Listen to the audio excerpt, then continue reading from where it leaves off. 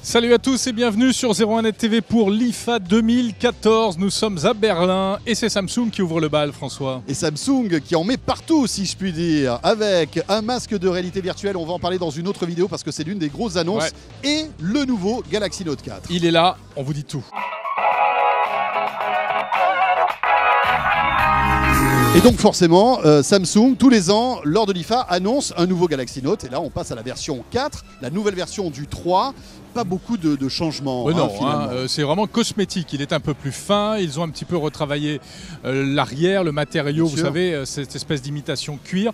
On notera la bordure métallique biseautée du plus bel effet qui me rappelle, je suis désolé de le dire, mais énormément l'iPhone 5.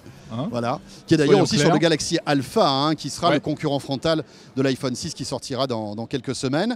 Alors qu'est-ce qu'on peut dire que l'écran maintenant est Super AMOLED QHD.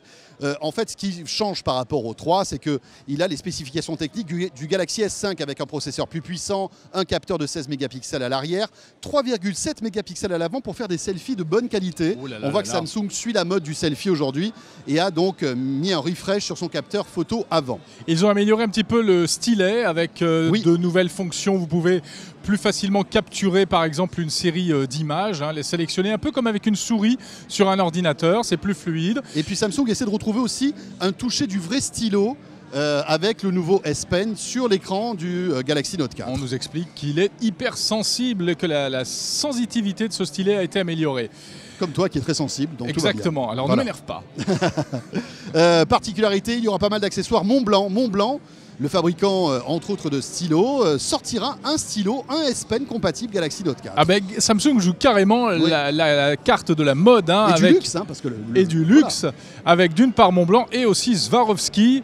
Regardez ça, et là c'est pour les nouvelles montres Samsung. Ça pique les yeux, hein. Oh là là là là là là là. Voilà, alors, donc le Galaxy Note 4, et puis alors, on ne s'y attendait pas, le Galaxy Note 4 Edge qui a été présenté. Alors regardez-le, il est étonnant, il a le bord de l'écran qui est biseauté et qui est arrondi. Assez surprenant. Quand on le prend en main, on est un peu dérouté au début, on se dit mais à quoi ça sert? Eh bien regardez, ça sert tout simplement à avoir une zone de notification sur le côté droit en fait de l'écran qui est biseauté. Alors c'est très waouh, mais on a un petit peu l'impression que là les ingénieurs ont dit j'ai réussi à faire un écran courbe, regardez qu'est-ce qu'on va pouvoir inventer autour. Bon, est-ce véritablement utile? Encore une fois, il faudra avoir ces appareils en main pour se rendre compte véritablement de l'utilité de ce système. Et puis troisième nouveauté, c'est la nouvelle montre Samsung. Samsung a annoncé la Gear S avec un écran 2 pouces, Super AMOLED, courbé, un très bel écran. Mais regardez cette montre, elle est énorme. C'est-à-dire que sur le poignet de cette jolie demoiselle, eh bien, on a l'impression que son poignet va être absorbé par cette montre qui est énorme. Alors, le bracelet est également très large, très gros et puis difficile à fixer en plus. Alors c'est pas la première montre de Samsung. C'est la quatrième en un an, François. Exactement. Alors qu'est-ce qui change? Eh bien celle-ci a une puce 3G à l'intérieur.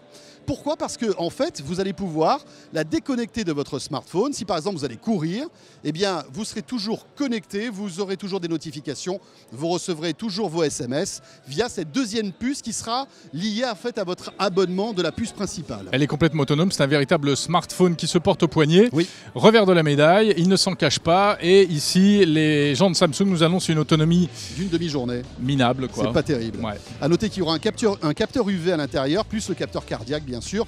Et le système d'exploitation de cette Gear S sera l'OS Tizen, tu sais, l'OS maison de Samsung. C'est pas de l'Android Wear, là. Voilà pour les principales annonces Samsung, mais ne ratez pas également sur 01net TV la présentation du masque de réalité virtuelle Samsung, le Gear VR. C'est du lourd, ça. 01net TV à l'IFA tout au long de cette semaine pour cette édition 2014 à Berlin. À très vite.